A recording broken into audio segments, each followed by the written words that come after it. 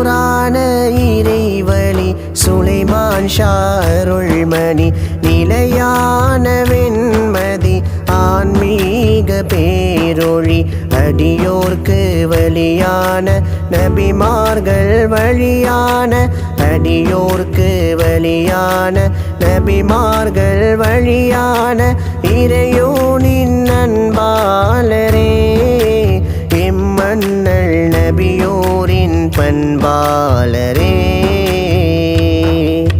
நூறான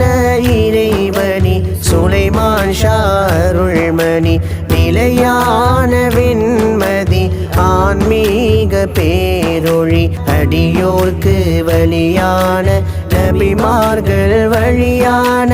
இறையோனின் அன்பாளரே எம்மன்னல் நபியோரின் பண்பாளர்